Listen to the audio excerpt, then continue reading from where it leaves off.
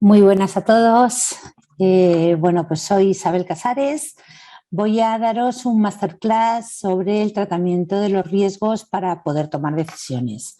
Estamos en la fase en la que hemos identificado los riesgos de las empresas, en los cuales hemos visto cuál es esa probabilidad, ese impacto de ocurrencia y hemos identificado los riesgos más importantes que hay en nuestras organizaciones.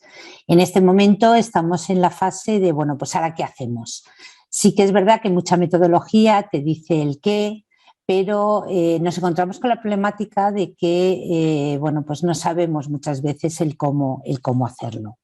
Para ello, en esta masterclass, la parte fundamental es esa frase que os indico, que bueno, pues todas las decisiones que tomemos para dar respuesta a los riesgos, todos los riesgos empresariales, no tenemos que pensar solamente en que tenemos que reducirlos. Hay veces que tenemos que vivir con determinados riesgos. Lo que tenemos es que analizar pues, qué consecuencias van a tener para nuestras organizaciones y cómo vamos a convivir con ellos. Pondremos ejemplos porque evidentemente pues, a día de hoy tenemos muchas situaciones que ya podemos comentar como riesgos dentro de las empresas. Al final los riesgos van a ser positivos y negativos, vamos a tener riesgos que nos aporten valor a las organizaciones y por supuesto riesgos que nos pongan en peligro esa organización. No tenemos que llegar a extremos de bueno, pues solamente reaccionamos cuando ya tenemos una situación preocupante de las empresas, sino al contrario, vamos a intentar esa fase preventiva de conseguir tomar decisiones antes de que las cosas ocurran. Como agenda de este masterclass, pues básicamente es lo que os comentaba, ese riesgo residual, que es el riesgo que nos resulta después de poner todos los controles, es como hemos hecho todo lo que está en nuestra mano dentro de la organización, hemos visto qué riesgos están dentro del apetito al riesgo de las empresas, cuáles están en una zona de tolerancia que tenemos que tratar y por supuesto esos riesgos importantes que están en una zona que se sale del confort de nuestro como organización y que tenemos que dar prioridad a la hora de establecer medidas. Fundamentalmente vamos a ver que tenemos técnicas suficientes para poderlo llevar a cabo, pero fundamentalmente siempre, y es la más fácil de ver para nuestros consejos de administración, es ese análisis coste-beneficio. ¿Qué coste me supone el poner esta medida que voy a plantear y cuál es el beneficio que me reporta? Nuestra propuesta siempre va a ser una propuesta profesional, como expertos en materia de riesgos, pero siempre nos vamos a encontrar con la decisión tomada por esa alta dirección que puede no ser acorde a la recomendación que nosotros le hayamos hecho. No hay problema, tenemos plan B para poderlo llevar a cabo y ese análisis coste-beneficio nos lo va a confirmar.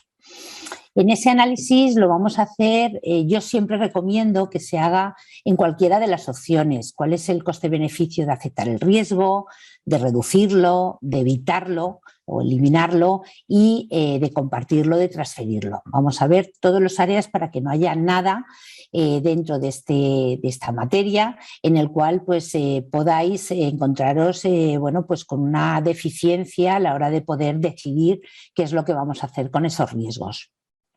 Tenemos que analizar o vamos a analizar esas oportunidades que nos dan. ¿Por qué? Porque para saber si ese riesgo es importante o no, hemos tenido que marcar unos objetivos. Pero esos objetivos tampoco es algo fijo que no podemos variar en ningún momento. Vamos a tener capacidad de poder saber cuándo tenemos que cambiar el resultado o tenemos que cambiar ese objetivo marcado porque el resultado es acorde y es idóneo para la organización.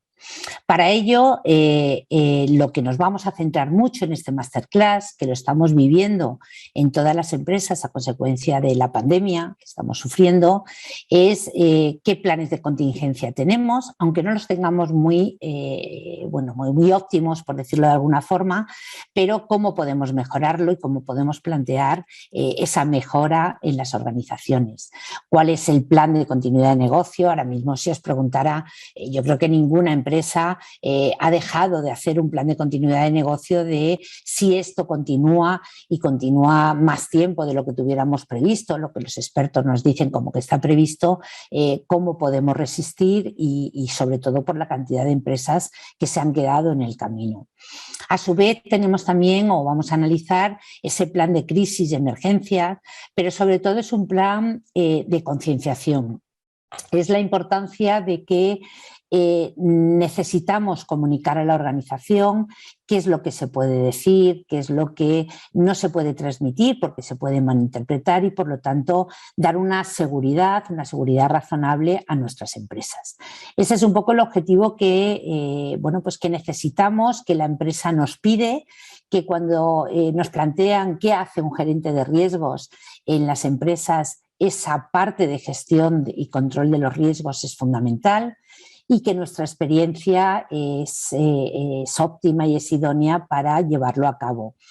Por eso siempre se plantea que aunque las empresas sean pequeñas, que no estén reguladas con esa obligación de implementar la gestión de riesgos en esas empresas, necesitamos hacerlo a un nivel más bajo, a un nivel tranquilo, sin esas exigencias, pero llegará un momento en que todas las empresas tengamos esa obligación. Por eso es la necesidad de ese conocimiento de gestionar y controlar los riesgos en vuestras propias organizaciones o en cualquiera otra que os venga de fuera. ¿Cómo lo vamos a hacer? Bueno, pues como hemos dicho, esa parte de identificación de los riesgos, hemos visto los controles que tiene la empresa, hemos visto si son eficaces y eficientes y cuáles habría que cambiar, con lo cual lo que estamos haciendo es una autoevaluación de los riesgos de la propia organización, es conocer ese nivel de madurez, esa situación en la que estamos, que no quiere decir que tengamos que llegar al óptimo como pueden tener otras empresas, vamos a llegar a lo que nosotros podamos llegar a ello. No tenemos que preocuparnos por intentar compararnos con otras organizaciones. Tenemos que, como autoevaluación propia, ver si tenemos mecanismos, metodologías, herramientas o armas suficientes para ver esas opciones que tenemos de decisión. Si contamos con ese organigrama de especialistas y responsables, si contamos con esa cultura de riesgos dentro de la organización y si contamos, por supuesto, con ese apoyo de la alta dirección porque es como el pilar fundamental para que esto tenga éxito y se realice de una forma eficaz. A la vez tenemos que confiar en la metodología que estamos utilizando. Hay metodología nueva, durante el confinamiento ha salido mucha metodología y se ha actualizado mucha metodología porque era necesario y porque pues también la situación que hemos tenido ha permitido el dar ese avance. La metodología es una guía de implementación. No es una normativa legal de obligado cumplimiento. ¿Qué es lo que quiere decir? Que evidentemente la vamos a leer, la vamos a utilizar, toda la metodología nueva, COSO 2013, COSO RM 2017, ISO 31000, pero no hay que seguirla al pie de la letra, es una guía y la propia normativa nos permite que utilicemos lo que sea más acorde a nuestras necesidades como empresa. Pero es importante el conocerlo para poder adaptarlo y confiar en que eso para nuestra organización es lo idóneo. A la vez, siempre decíamos, pues, ¿quién es el que más información tiene en la organización? Y siempre hablábamos de auditores internos, auditores externos. Pues ahora es la figura de ese gerente de riesgos el que tiene una gran información, tiene esa identificación de los riesgos, con esas probabilidades, con esos impactos, con esa exposición al riesgo, tiene el objetivo estratégico marcado tanto por procesos, por áreas dentro de la organización y tiene esas armas para decir cómo actuar y dejar documentado cómo actuar en caso de que ocurra esos riesgos en nuestras organizaciones y, por supuesto, en el caso de que ocurra un evento que sería la materialización de ese riesgo. Por lo tanto, necesitamos ese grado de participación de toda la organización. El óptimo a la hora de realizarlo es con nuestro propio organigrama de administración de riesgos, en el que contemos con los responsables, que van a ser todos esos directivos que tenemos en las organizaciones, que si les ponemos en nuestro organigrama se van a motivar, van a querer participar dentro de lo que es el proceso y nos van a ayudar mucho. Y por supuesto especialistas, tenemos muchas personas especialistas en riesgos operacionales, riesgos estratégicos, riesgos financieros, riesgos reputacionales, que no las utilizamos o no sabíamos siquiera que tenían esa información y esos conocimientos. Vamos a crear nuestro propio equipo, no hace falta que sean personas que estén a nuestro cargo dentro de la organización, pero sí saber que contamos con ellas y con su experiencia. El apoyo, evidentemente, de la dirección, si nosotros hacemos una autoevaluación y recogemos que el apoyo de esa alta dirección para que la implementación se lleve a cabo es nula, va a servir para que al documentar eso ellos mismos se den cuenta de que tienen que participar. Es muy fácil llegar a convencer a la alta dirección de que realmente esto es necesario y vamos a utilizar esas armas para llevarlo a cabo. Y cuando realicemos un informe, cuando tengamos unos resultados, es importantísimo que lo demos a conocer, que haya transparencia, que no exista ese concepto que siempre veíamos de cara a las empresas, en el cual trasladábamos solo lo que queríamos o solo lo que podían de alguna forma llegar a tener información y eso nos llevaba lógicamente a que la falta de transparencia y de información nos minimizaba la posibilidad de reducir esos riesgos y de obtener unos resultados acordes a lo que estábamos buscando dentro de este proceso. ¿Qué es lo que buscan o qué es lo que esperan de nosotros? Realmente es un equilibrio entre cuál es el riesgo, el peso que tengo sobre mi organización y el beneficio que me va a reportar el gestionarlo y controlarlo de una forma adecuada.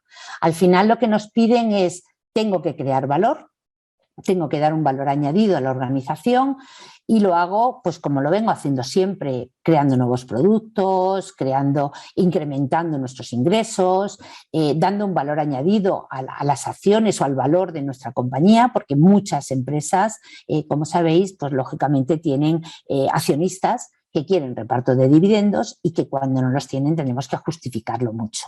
Y por mucho que haya una pandemia, por mucho que haya unos terremotos o que haya volcanes, como estamos viviendo constantemente, pues no lo ven porque en su bolsillo no entra ese dinero. A la vez, como parte negativa, tenemos muchos eventos que nos van a minimizar esa posibilidad de llegar al resultado que nosotros queremos. Si nosotros conseguimos gestionarlo y controlarlo antes de que eso ocurra, reduciremos muchísimo esas consecuencias y bueno, podemos vivir o podemos trabajar con situaciones que les han creado otras empresas, pero que no sean en las nuestras propias. Tenemos que evitar que eso ocurra. Por lo tanto, ese histórico, esa información que tenemos de otras empresas que sale constantemente en prensa, nos tiene que servir como apoyo para poder poner nuestros controles. Yo recuerdo antes de la pandemia, en muchas conferencias decían que es que la pandemia no estaba incluida en la matriz de riesgos de las empresas y mi lucha era que sí, evidentemente estaba, pero estaba con una probabilidad muy baja, casi nula, aunque fuera un impacto alto. En el momento de que ya se ha materializado, ya es un evento, automáticamente esa probabilidad ha pasado a una probabilidad alta y es lo que ha trastocado a todas las empresas porque ya aparece en unos niveles de nuestra matriz, de nuestro área de la matriz de riesgos, en el que ya es visible. Ya ha llegado al Consejo de Administración, ya ha llegado a la alta dirección y ya es cuando empiezan a preocuparse. Eso es lo que tenemos que llegar a concienciarles, que aunque no estén en una zona que pueda ser preocupante, necesitamos seguir teniendo unos controles adecuados para que lógicamente no llegue a ese nivel. Por lo tanto, empresas que tenían su plan B, ese plan de continuidad de negocio, han podido superar esta pandemia y continuar con esos ingresos y con esa productividad sin mucho problema con respecto a otras empresas. También tenemos tema de multas, tenemos temas de fraude interno, fraude externo, reclamaciones, demandas, todo lo que vosotros ahora mismo en vuestra cabeza penséis que podéis tener como situaciones negativas que puedan afectar a vuestras organizaciones. ¿Qué hacemos en la respuesta de los riesgos? Realmente vamos a ver todas las posibles respuestas que hay, tenemos que documentarlo, es muy importante que lo dejamos recogido de una forma documental, porque tenemos que seleccionar cuáles de esas respuestas son acordes. Hay veces que tenemos que vivir con riesgos y tenemos que asumirlos y no podemos ni minimizarlos ni eliminarlos, y tenemos que ver tanto lo que tenemos de cara a futuro como lo que tenemos de cara a pasado. Es decir, ahora mismo tenemos las empresas, tenemos que continuarlas, tenemos que seguir incrementándolo y por lo tanto tenemos que ver la doble visión, tanto de lo que hemos vivido en el pasado con respecto a también lo que tenemos frente al futuro. Para ello siempre lo que trasladamos en esa respuesta es ver qué tipo de empresa soy, qué actividad realizo, a qué me dedico realmente y buscar respuestas en base a el propio negocio. Quiere decir que dos empresas con la misma actividad pueden tener una selección de respuestas totalmente distinta, porque sea una empresa pública, una empresa privada, una empresa regulada, pues como puede ser el sector asegurador, sector financiero, una empresa que cotice en bolsa, y tanto grande como pequeñas. Podemos tener una farmacia con 2 empleados o podemos tener una empresa grande con 20.000. Quiere decir que la metodología que utilizamos es la misma, pero vamos a aprovechar la parte que a nosotros nos aporta más valor. Por eso, como os comentaba, ese análisis coste-beneficio es necesario. Tenemos que hacerlo constantemente. Cuando decimos que el gerente de riesgos tiene que ser gerente de riesgos durante todo el año y no puede realizar otras funciones ni productivas ni comerciales dentro de la organización, tiene su causa el explicarlo así, porque realmente es todo el año cuando tenemos que estar haciendo esta gestión y control de los riesgos. A la vez, tenemos que asignar o determinar cuáles son las obligaciones que tenemos, cuáles son las expectativas que hay en base a las respuestas que vayamos a dar, porque es muy fácil ver una respuesta si luego de cara a nuestra organización es imposible llevarla a cabo. Por lo tanto, tenemos que ser coherentes con el tipo de empresa en la que estamos haciendo esa gestión. La prioridad del riesgo, como os he dicho, siempre va a ser ese riesgo con probabilidad e impacto altos, que están en una zona, dependiendo de que sea una empresa más adversa al riesgo, más moderada o más arriesgada, vamos a tener mayor zona roja, en el caso del semáforo, en el cual tenemos que tener o vamos a tener más riesgos de los cuales tenemos que tratar. Pero no podemos olvidarnos esa zona intermedia, esa zona de tolerancia al riesgo, que nos deja margen porque tenemos capacidad para tomar medidas, para poner controles, para poderlo estudiar, y entra dentro de la fase de toma de decisiones. No solo es lo más importante, sino también hay riesgos más pequeños que tenemos que tener en cuenta. La zona verde, esa zona de confort, en el que no tenemos que poner más controles, pero que no nos podemos dejarla olvidada porque en un determinado momento un aumento de la frecuencia o un aumento del impacto nos puede cambiar ese concepto de seguridad. Para ello es fundamental que tengamos muy bien definido dentro de las empresas lo que es el apetito al riesgo, ese porcentaje de patrimonio, de facturación, de cuenta de resultados, en los cuales, bueno, pues si tenemos desviaciones podemos vivir con ello. No lo queremos, evidentemente, pero bueno, es una situación en la cual no nos crea una complicación mayor porque, bueno, pues evidentemente consecuencias negativas vamos a tener porque si no, no estaríamos en una empresa.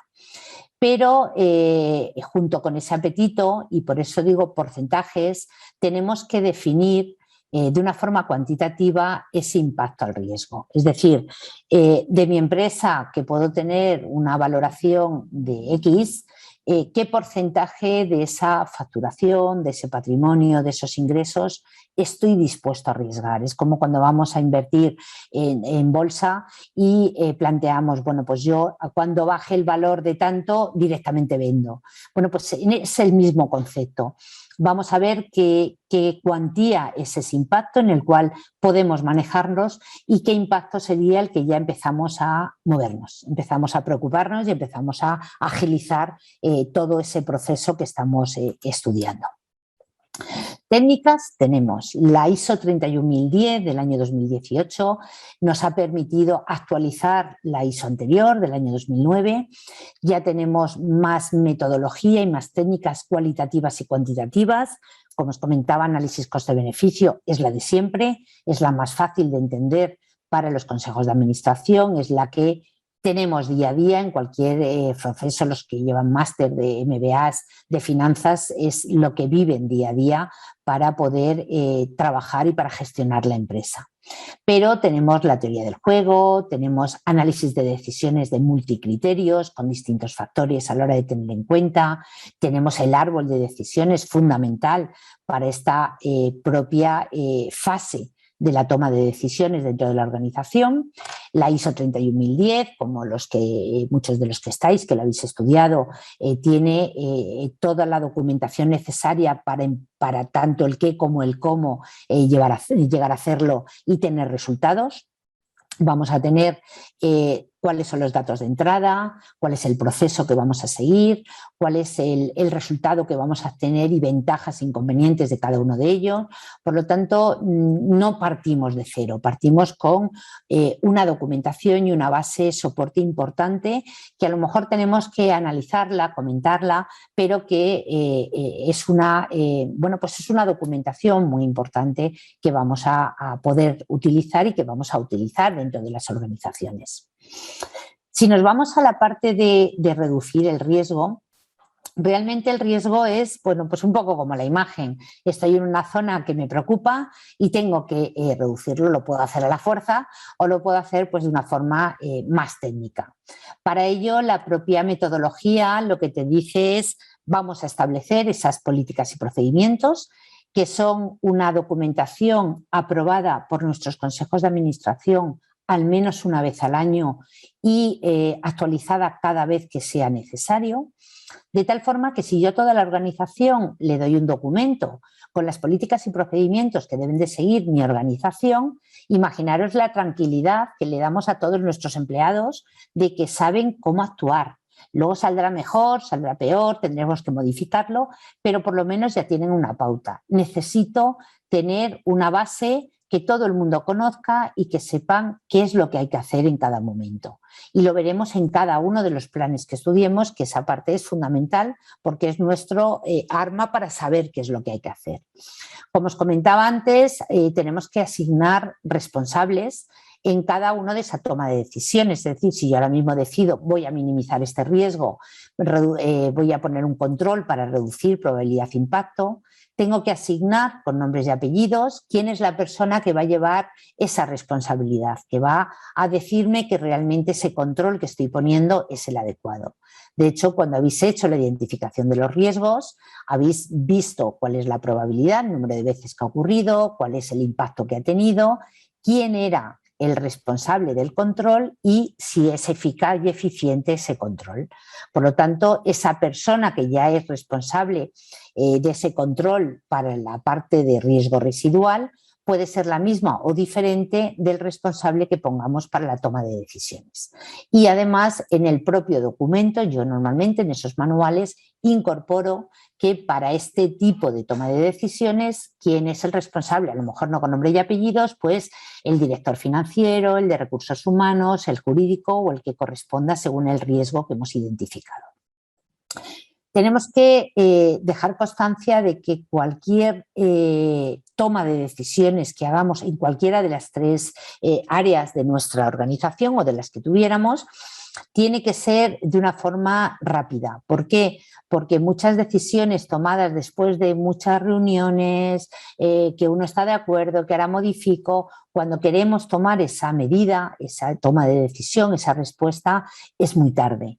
Necesitamos tener respuestas inmediatas en el momento que ocurre ese evento y para ello la mejor forma es tenerlo ya documentado, tenerlo ya dado a conocer y tenerlo de una forma pública, por decirlo de alguna forma. ¿Qué se refiere a medidas correctivas? Hay una parte importante y los que trabajáis en empresas que están obligadas a implementar la gestión de riesgo lo sabéis, que es que el Consejo de Administración tiene que participar de forma activa en todos los riesgos más importantes de la organización.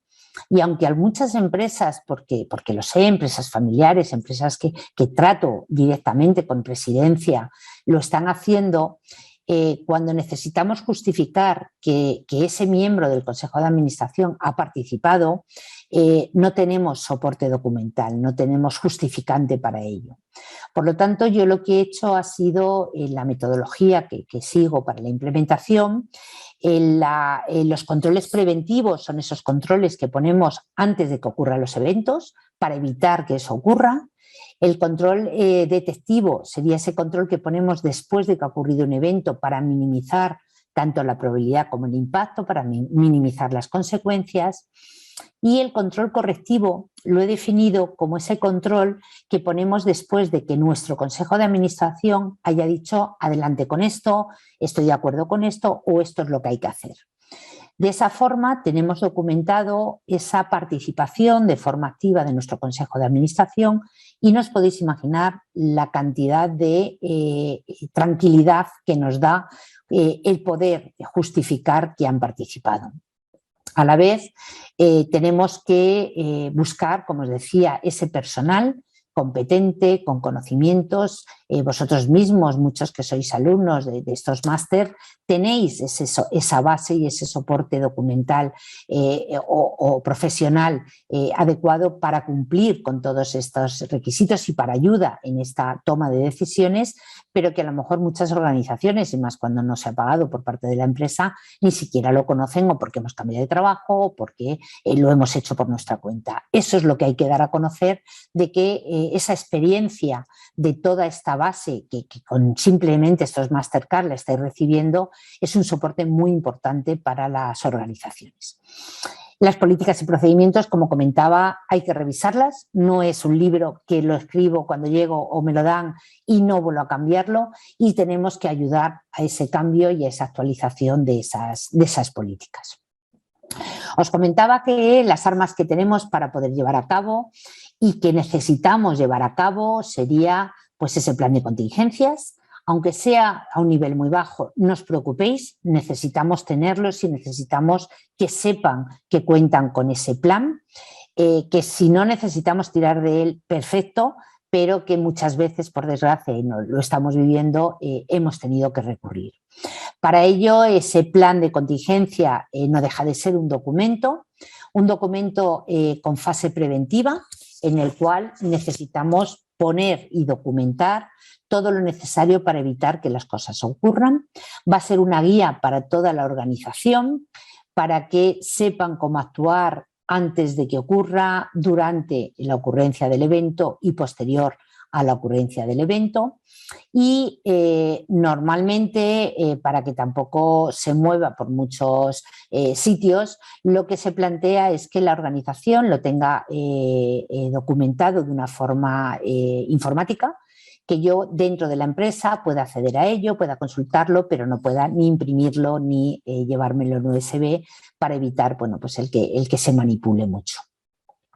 Los pasos siguen etapas. Todos los procesos de los planes que vamos a ver son distintas etapas. Análisis de las operaciones críticas, ver cuáles son los procesos, identificarlos, todos esos recursos que vamos a necesitar, todos los escenarios posibles de cuando ocurre un evento o todos los que se nos ocurran en ese momento, pero que sea fácil sacar escenarios nuevos, todas las medidas preventivas que hemos puesto para evitar que no ocurra un evento. ¿Por qué? Porque si ocurre tenemos que buscar con otras técnicas que también las tenemos, como puede ser la de la pajarita, en el cual veamos qué hemos hecho mal o qué hemos dejado de hacer para poder tomar esa medida de forma inmediata. Siempre formación, siempre cultura de riesgos y reuniones con grupos de trabajo en todo momento. Al final es parte productiva de la organización, no es perder el tiempo, porque el resultado y el valor añadido se ve dentro de las organizaciones. Tenemos que desarrollar constantemente planes de acción, cada vez más informatizados, más automáticos, aunque siempre vamos a tener que tenerlos actualizados. Ese organigrama, yo siempre lo planteo como organigrama de especialistas y responsables, para saber con quién me voy a comunicar, quién es el especialista. Cada vez más nuestros reguladores, nuestros órganos de control nos piden que asignemos personas en las funciones clave de gestión de riesgos, de compliance, de auditoría interna, para saber a quién dirigirse sin necesidad de ir siempre a la misma persona. Y hacer muchas pruebas de qué ocurriría si, la técnica de qué pasaría si es fundamental, que aunque no nos haya ocurrido nunca, cuando veamos algo que ha ocurrido en otra organización, ponernos en su lugar y plantear qué ocurriría si nos hubiera, o qué pasaría si nos hubiera ocurrido a nosotros, porque nos da fuerza para esa resiliencia cuando ocurra un evento y para esa reacción de forma rápida e inmediata cuando ocurren los eventos. Os comentaba que el plan de continuidad de negocio es difícil que alguna empresa no lo haya hecho, aunque sea a un nivel muy, muy bajo, pero necesitábamos a día de hoy saber qué vamos o cómo podemos reaccionar si la pandemia continúa, si las vacunas no funcionan como se esperaba que funcionasen. Esa planificación la tenemos que hacer porque necesitamos básicamente conocer cuál es el punto de inflexión en el cual nuestra organización peta. Nuestra organización llega un momento en que dice hasta aquí, no puedo asumirlo más. Que esos expedientes de regulación de empleo, que esas reducciones de personal, que eso que estamos viviendo y que estamos viendo empresa constantemente en el país que sea, ya no solo en España, sino por supuesto en Latinoamérica, que lo tengamos previsto, que seamos capaces de reaccionar y de vivir con esa situación el mayor tiempo posible.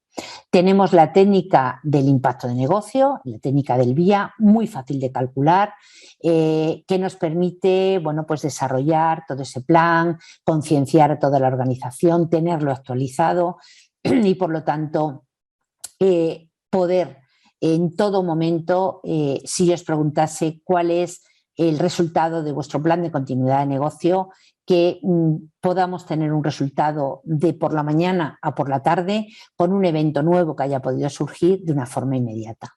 Cada vez más las técnicas nos permiten tenerlo documentado, tenerlo recogido de tal forma que podamos tener una reacción inmediata en cualquier momento.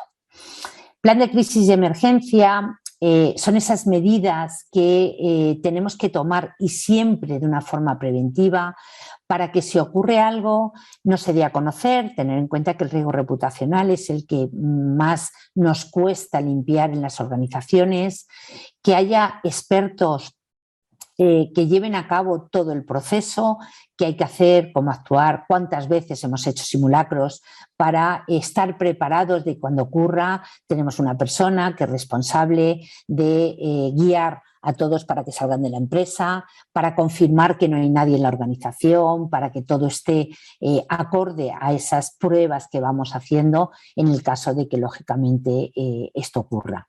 La guía lo mismo, va a seguir unas fases de análisis, de recogida de datos, de relación con los medios, como os comentaba, que no hablemos en prensa porque lo que podamos decir puede poner en peligro la propia reputación de la organización. Cuáles son las primeras comunicaciones que hay que hacer, qué recursos externos tenemos para poder minimizar el impacto que pudiera tener, esa transparencia de la información, de lo que podemos comunicar y lo que no, y la evaluación cualitativa y cuantitativa. Al final es un plan de recuperación. Esa noticia de prensa de he conseguido con este evento recuperarme en un mes, en 2 meses, de hecho la propia pandemia ya está dando cifras de cómo esa resiliencia de lo que hemos vivido están reaccionando las empresas. El sector asegurador, como sabéis, es el que mejor ha impactado o ha asumido ese impacto y ha tenido muchas menos consecuencias de las que previsiblemente se podrían tener, pero igual que ese sector podemos hablar de cualquier otro. Ahora mismo pues el tema de hostelería, viajes, muchísimas empresas que estáis sufriendo lógicamente y que hemos visto que son capaces de salir adelante con ello a pesar de ser las más afectadas. El plan de recuperación de desastres lo tenéis que tener como una guía que esté conocido por toda la organización, esa capacidad que tenemos para hacer frente a los riesgos más importantes, cómo reducir las pérdidas que pudieran haberse planteado. Siempre, además, yo lo planteo como el test de estrés. ¿Cuál es la peor de las situaciones que se le puede dar a la empresa? ¿Por qué? Porque si trabajamos con la peor de las situaciones y luego el evento no ha sido tan importante, hemos conseguido obtener, incluso beneficiarnos de ese evento negativo. Por lo tanto, vamos siempre a plantear la peor de las situaciones. Vamos a garantizar que nuestro sistema va a responder, que lo que hemos planteado con esas pruebas que comentábamos va a funcionar, que no nos encontramos una sorpresa importante. Vamos a dar lo que yo llamo dar sentido a la seguridad, esa seguridad razonable que queremos dar siempre los gerentes de riesgos, de que con lo que estamos viviendo podemos continuar con ello, que sea cierta, que no sea algo que me invento en una mañana, que esté soportado, que esté justificado y que podamos dar esa garantía de seguridad razonable. Vamos a minimizar los riesgos, vamos a proporcionar bueno, pues distintos estándares que tenemos de la propia metodología para que este plan funcione y podemos hacer pruebas para ello. Vamos a, bueno, pues con ello, si todo esto que hacemos con los planes lo hacemos de una forma ordenada, una forma objetiva, la cantidad de toma de decisiones que vamos a tener que tener es muy, muy reducida. Si veis en los informes que preparan muchas empresas y que además son públicos, el riesgo inherente y el riesgo residual, podemos tener 50 riesgos inherentes y quedarse en 2 riesgos residuales. ¿Qué quiere decir? Que el control funciona, que todos esos planes, que todo lo que hemos hecho dentro de la organización está funcionando y por lo tanto solo tengo que trabajar con 2 riesgos importantes. Ese es el objetivo que se espera de nosotros. Tenemos que evitar que haya reclamaciones, que haya demandas, que tengamos responsabilidades legales. La figura de los que estéis ahí de compliance lo estaréis pensando ahora mismo. Es una figura que sí que es verdad que nos apoya muchísimo, pero nos apoya además en la fase preventiva.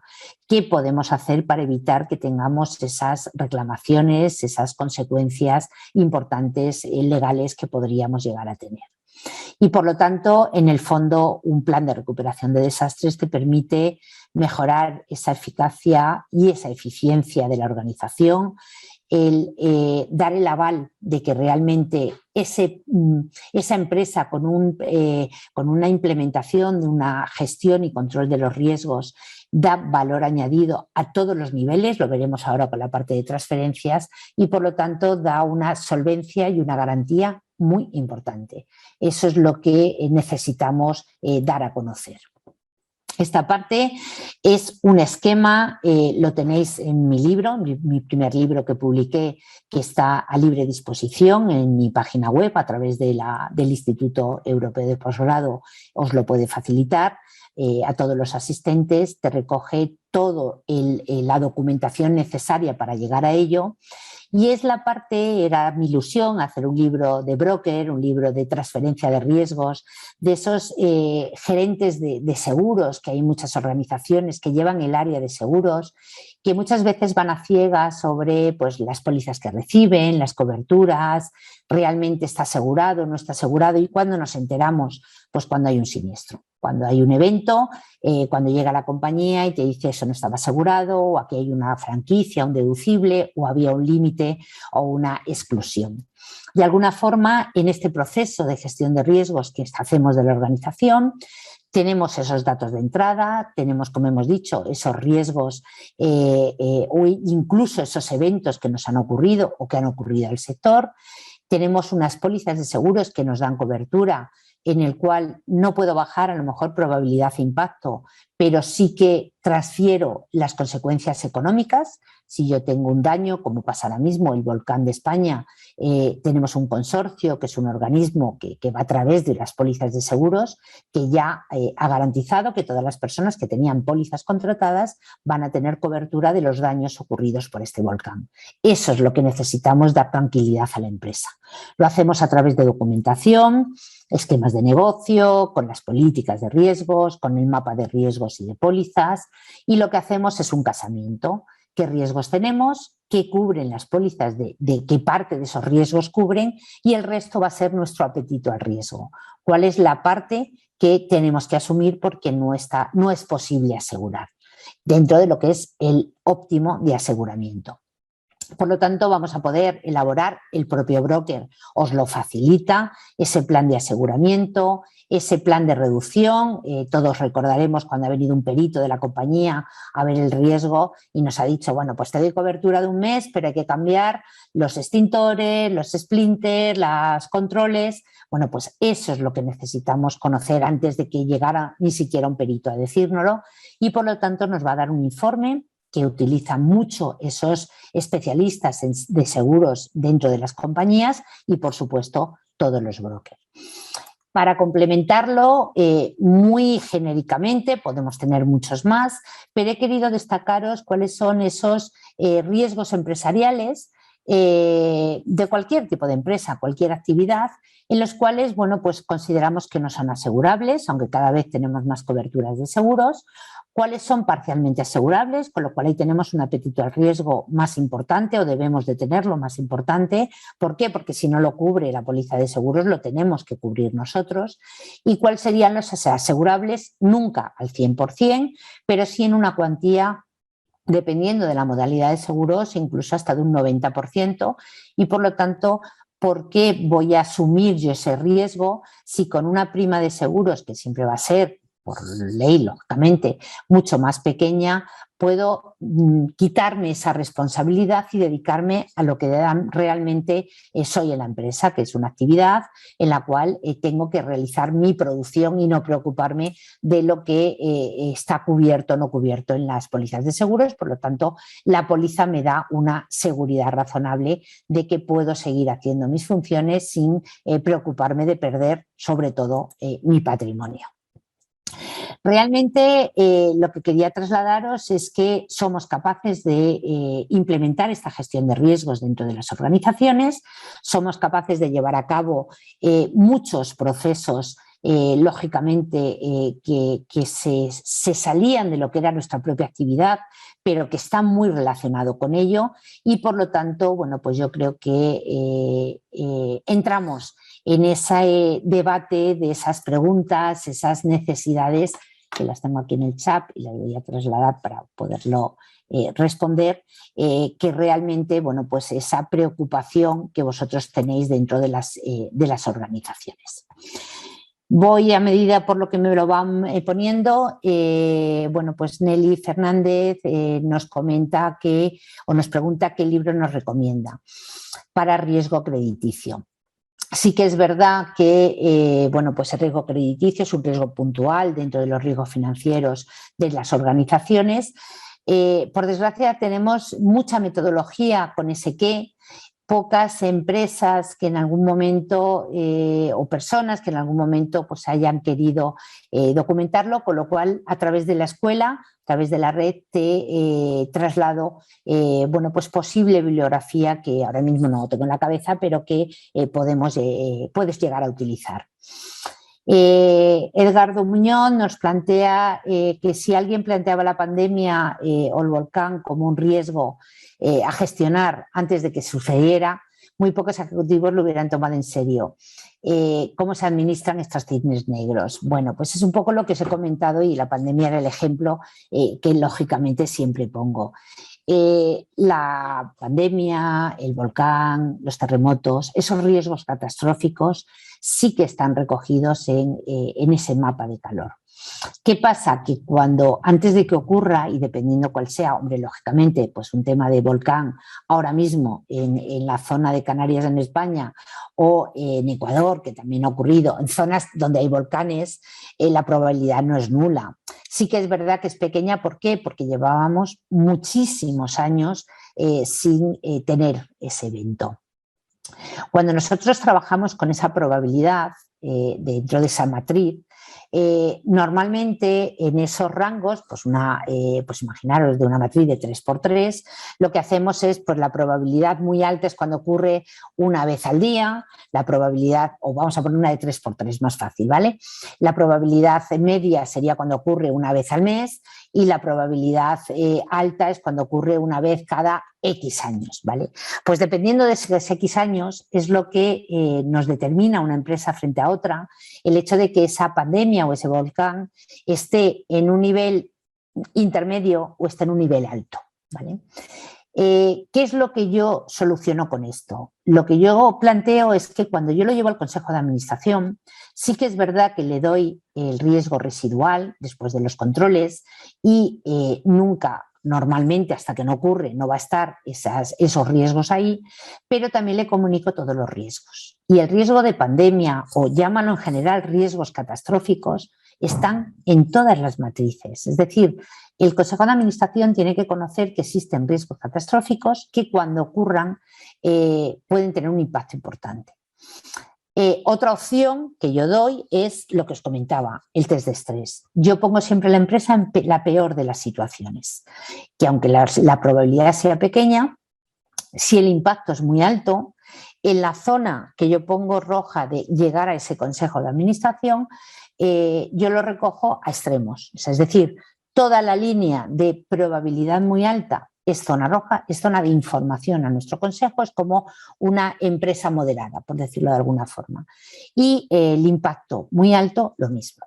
Esa es la forma de que antes de que ocurran lleguéis a poder concienciar a vuestros ejecutivos de que esos eventos pueden llegar a ocurrir y pueden tener un impacto muy importante en la organización.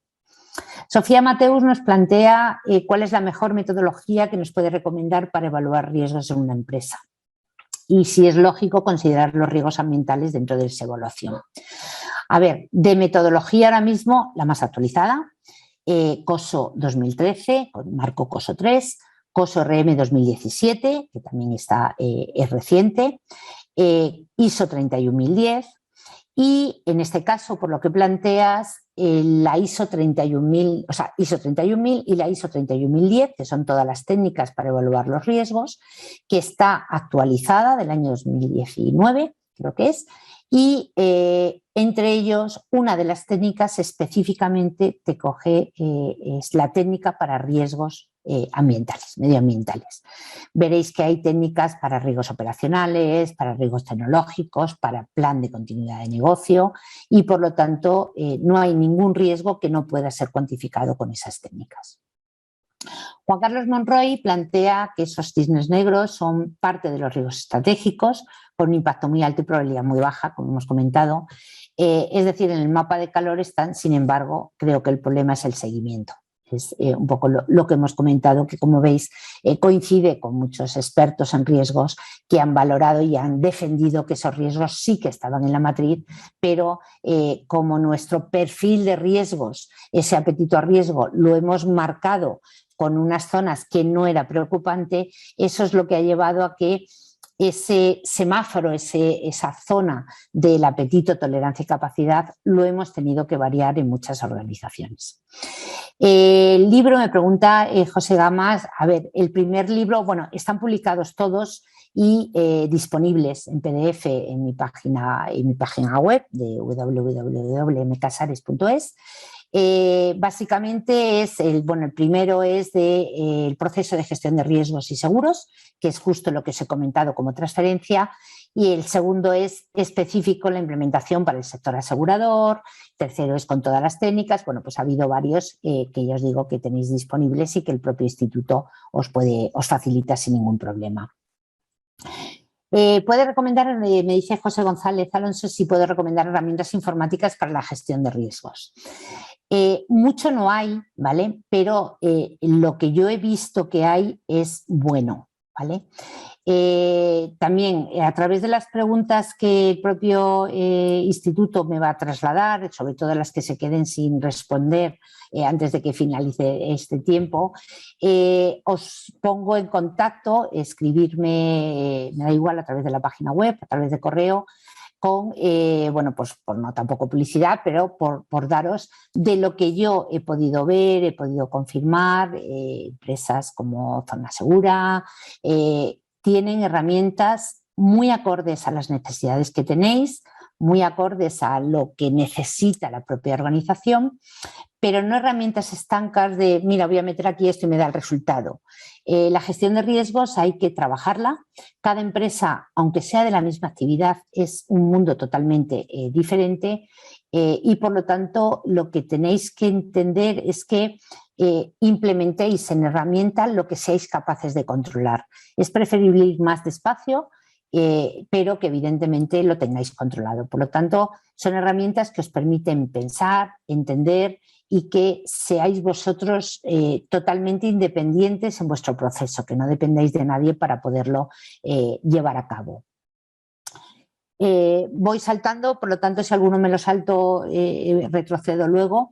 María del Pilar Quintero Sierra nos plantea, cuando una empresa sale del mercado, cómo analizar los riesgos establecidos por la competencia y los mismos clientes. Entiendo que será una empresa que desaparece y que ya no hay estadísticas para esa información. Realmente los riesgos de las organizaciones, ahora mismo que yo tenga, pueden ser 400, 425, 450, todas tenemos los mismos riesgos, pero que implica que el impacto o la repercusión que tienen para nuestras empresas es totalmente diferente. Por lo tanto, la competencia es un riesgo externo, los clientes, lo que es el trabajo con los clientes es interno porque está como riesgo operacional, pero el conseguir nuevos clientes puede influir lógicamente por la competencia que tengamos. El nivel que tenéis que llegar es hasta dónde yo quiero asumir el riesgo de conseguir unos precios o conseguir entrar en un mercado en el cual evidentemente puedo muchas veces asumir más riesgo por querer conseguir esos clientes que realmente el no tenerlos. Esa es la parte de lo que vosotros vais a valorar, ¿vale? Alan Arellano nos plantea que para efectos de auditoría interna tiene alguna matriz que determine el riesgo residual después de hacer las pruebas de auditoría sobre el funcionamiento de los controles o algún libro o material de consulta para llegar a determinar este riesgo residual. Una de las cosas que yo transmito es que no tengamos solamente un riesgo residual de empresa, es decir, a nivel de gobernanza le podemos dar uno único, pero cuando estamos trabajando tenemos tres funciones clave muy importantes, que es la gestión de riesgos, compliance, cumplimiento normativo y auditoría interna de riesgos. En el caso de auditoría interna, ¿vale? Porque no especifica si es interna, bueno, sí, especifica si es interna. Como función clave, tener en cuenta que nuestro trabajo y el nuevo modelo de las 3 líneas, que ya no son 3 líneas de defensa, que se publicó en julio del 2020, en pleno confinamiento, y que es muy, muy bueno porque recoge lo que llevamos años pidiendo, ya te establece, como es por roles, ya no es por funciones, realmente cuál es ese trabajo de auditoría interna. El nivel de madurez es el mejor que yo veo para esa auditoría interna, pero como os comentaba, yo doy resultado de riesgo residual, primero riesgo residual de gerente de riesgos, después riesgo residual de compliance, cumplimiento normativo, y riesgo residual de auditoría interna. ¿Cuál es el rol que nos asignan a los auditores internos? La vinculación del objetivo estratégico con el resultado. Es decir, hemos tenido muchas luchas de que si el auditor interno hace lo que tiene que hacer el gerente de riesgos, que el gerente de riesgos no lo hace, pues en los cursos muchos me lo trasladáis. No vamos a pensar en el pasado, vamos a pensar en el futuro. Ahora mismo, cuando el proceso tiene esas funciones clave muy bien marcadas o muy bien desarrolladas, el auditor interno le va a llegar ese riesgo residual de esas dos funciones clave anteriores y lo que va a hacer es confirmar que ese objetivo estratégico con ese control y con ese resultado se está cumpliendo. ¿Por qué? Porque puedo tener que un director financiero me dé un resultado muy bueno con unas inversiones en renta variable del 50% de las inversiones y el objetivo estratégico sea que solamente puedo invertir un 10%. Tengo que ser capaz de demostrar al Consejo de Administración que ese objetivo estratégico puede ser variado, porque se ha demostrado o porque puedo demostrarlo. Por lo tanto, vamos a centrarnos en ese objetivo estratégico, esa vinculación de objetivo con resultado, y vamos a elaborar nuestro propio riesgo residual. Eduardo Escobar de Colombia nos plantea cómo podemos optimizar la gestión de riesgos aprovechando las convergencias y las sinergias. Evidentemente es nuestro trabajo. Nosotros vivimos de bueno, pues ver lo que ocurre, trabajar con esa experiencia. De hecho, yo cuando comencé gestión de riesgos, yo soy actuario de seguros, y el trabajo actuarial es elaborar toda esa estadística para que podáis tener pues unas primas para el seguro del hogar, el seguro de responsabilidad civil, el seguro de vida o el seguro del automóvil. Quiere decir que si yo era capaz como actuario de llegar a tener esas estadísticas para calcular esa probabilidad media y costes medios, ¿cómo no voy a ser capaz de poder llevar a cabo esa gestión de riesgos? ¿Qué quiere decir con esto? No que todos tengáis que ser actuarios, sino que realmente estamos trabajando con probabilidades medias y costes medios. Puedo hacerlo a nivel de empresa, a nivel de empresas del mismo sector o a nivel de país o a nivel de países. Hay muchas veces que yo saco estadísticas no solamente de España, sino también de Europa o de Latinoamérica. Por lo tanto, directamente la optimización viene. Tener en cuenta que implementar la gestión de riesgos en las empresas lleva aproximadamente o nos da un resultado de un valor añadido entre un 20-23% de forma directa en las organizaciones. ¿Quién no va a querer o qué empresario no va a querer continuar con una gestión de riesgos cuando le estoy dando un valor añadido mayor? Por lo tanto, continuamos con ello sin ninguna pega. Javier Poma nos dice qué herramientas o métodos para calcular el riesgo cuantitativo. En esa ISO 31010 del año 2019, una de las ventajas que tiene en el LinkedIn mío sí que publico mucho, bueno, aparte de la página, para ayudaros muchas veces y muchos gráficos que te recogen un resumen. En ese concreto de este resumen de la ISO 31010, una de las columnas que especifico es cuáles de esas herramientas son cualitativas, cuantitativas o semicuantitativas. Con lo cual ya partís con que sabéis que esa herramienta te va a dar un valor cuantitativo importante. Carlos, bueno, pues nos da las gracias. A ver si no me he saltado a nadie. Tenemos, por ejemplo, Enrique María López del Amo, es médico coordinador en el 112, por lo tanto, imaginaros, está haciendo el máster o tiene máster en Economía de la Salud. Ha sido uno de, bueno, pues de las personas pioneras en vivir en primera persona toda esta situación que hemos vivido. Han tenido, bueno, pues vivido también situaciones de hackeos, lo hemos vivido en muchas empresas públicas. Bueno, pues de alguna forma esa experiencia que nos traslada es muy importante para nosotros porque demuestra que la gestión de riesgos no está centrada únicamente en determinados colectivos, solo hay unas personas que lo puedan hacer, sino al contrario, todas las empresas, todas las personas son capaces, independientemente de donde trabajen, de hacer gestión de riesgos, y el objetivo es que todos tengamos esa cultura para poder trasladar la propia gestión. Es como es parte de nuestro día a día. Si nosotros no hiciéramos gestión de riesgos en nuestras propias casas, no podríamos llegar a final de mes o no podríamos tener un extra porque se nos ha estropeado el coche o porque hemos tenido un evento. Por lo tanto, vamos a ampliar esa cultura de gestión de riesgos y a llevarlo a todos los niveles. Jonathan Mayorga nos plantea que si la empresa está en proceso de consolidación, cómo puede levantar dicha información sin que ello conlleve a que el empresario se sienta desmotivado por el levantamiento de los riesgos. Es una buena pregunta porque es una de las mayores dificultades que tenemos y que hemos tenido hasta ahora cada vez menos, el hecho de, y además hablábamos de objetivos estratégicos, ¿cómo voy a contar los objetivos estratégicos a mi organización? Evidentemente va a depender de los riesgos operacionales, darlo a conocer, levantar esa información, no hay problema. A lo mejor riesgos estratégicos, que son los riesgos que nos generan los propios miembros del Consejo de Administración o de la alta dirección, riesgos reputacionales, riesgos financieros. No es necesario dar a conocer todo a toda la organización.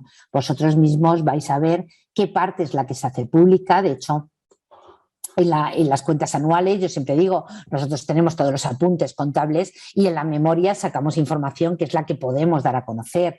En riesgos pasa lo mismo, vamos a tener un know-how, un conocimiento interno, pero vamos a saber qué información es la que vamos a dar a conocer. En el momento que trasladáis esta preocupación a los consejos de administración, ellos mismos son los primeros que van a decir adelante con ello. Alfonso Escobar nos plantea cuál es la diferencia entre riesgo operacional, corporativo y empresarial. A ver, riesgo operacional es el riesgo que nos genera el día a día de nuestra propia actividad. Fraude interno, fraude externo, fallos en los sistemas, daños en los activos, riesgos catastróficos, riesgos con los clientes. Va incluido el riesgo tecnológico y el riesgo legal, pero normalmente lo que hacemos es sacarlo porque son muy importantes, pero van dentro del riesgo operacional. El riesgo corporativo va más relacionado con esos dos riesgos que quedan fuera del riesgo operacional, que es el riesgo estratégico y el riesgo reputacional. Riesgo reputacional es el riesgo de poner en peligro la imagen de nuestra empresa. Es el más difícil luego de recuperar y por lo tanto necesitamos de alguna forma gestionarlo de una forma preventiva. El riesgo estratégico son esas decisiones que toman los consejos de administración y que ponen en peligro la propia organización. ¿Cuántas veces hemos sufrido de es que me han puesto estos objetivos y es imposible porque no hay mercado para hacerlo? Imaginaros que los objetivos que se plantearon simplemente comerciales en diciembre del 2019, en marzo del 2020 cambiaban considerablemente. ¿Por qué? Porque no había empresa que pudiera mantener esos objetivos que se habían marcado por la pandemia que estábamos viviendo y por la situación de estar encerrados en todo el mundo. Y por lo tanto, bueno, pues, y el riesgo empresarial de alguna forma es conceptualmente no es el mismo línea de operacional y corporativo, pero es ese riesgo que puede poner en peligro, riesgo positivo y negativo que se ve afectado en la empresa como concepto empresarial. Ahí podríamos diferenciar entre el tipo de sector o el tipo de actividad que realizáramos cada uno de nosotros. William Biancha nos plantea que si la matriz de riesgos es una entrada para el proceso de asegurar la empresa. Os lo comento con la ISO 9001. Recordar que la ISO 9001 en el año 2015 saca una actualización para bueno, pues que las empresas que queremos actualizar la ISO de calidad tenemos que, para certificarnos, que cumplir con los requisitos. Y entre ellos está la gestión de riesgos. Todas las ISOs, como sabéis, ahora se están actualizando, incorporando la gestión de riesgos, de tal forma que si yo no presento y no elaboro una matriz de riesgos para calidad, no podría tener una certificación de la ISO. Esto responde a la pregunta ¿por qué? Porque una empresa que tenga gestión de riesgos entra en muchas áreas. Cuando entras en un pliego, en una licitación, tienes más puntos y cada vez se están poniendo puntos por el hecho de que doy una garantía de solvencia y de tranquilidad de cara a la empresa. Por lo tanto, da un aseguramiento a nuestra organización, sin lugar a dudas. María del Pilar Quintero nos dice cuando una empresa quiere entrar al mercado, ¿cómo debe analizar los riesgos? Bueno, eso lo hemos comentado ya, que me lo habían trasladado. En principio, bueno, Nelly Fernández nos dice qué diferencia entre riesgo financiero y riesgo crediticio. A ver, los riesgos financieros son tres, son riesgos de crédito, mercado y liquidez. Normalmente, depende del nivel que hagamos los riesgos de la empresa, podemos hablar en general como riesgo financiero, pero el riesgo crediticio es una parte de esa definición dentro de la categoría global que hay de riesgos financieros, que es riesgo de crédito, mercado y liquidez, ¿vale? Bueno, pues yo creo que nos quitamos más tiempo. Habíamos prometido que en 1 hora dábamos este masterclass. Tendremos muchos más con toda la seguridad. Al final es una pequeñísima parte de lo que se da en este gran máster de gestión de riesgos, que bueno, pues gracias al Instituto Europeo de Posgrado podemos seguir teniendo activo y con un reconocimiento importante. Y bueno, pues espero que os haya ayudado, os haya servido y las preguntas que se me hayan pasado, que seguro que sí, a través del instituto me las trasladáis y con todo el amor del mundo os las doy respuesta personalizada para que tengáis la respuesta a ellas. Muchísimas gracias, que paséis un gran día y seguid cuidándoos mucho, que la pandemia todavía la tenemos con nosotros. Un abrazo muy fuerte a todos.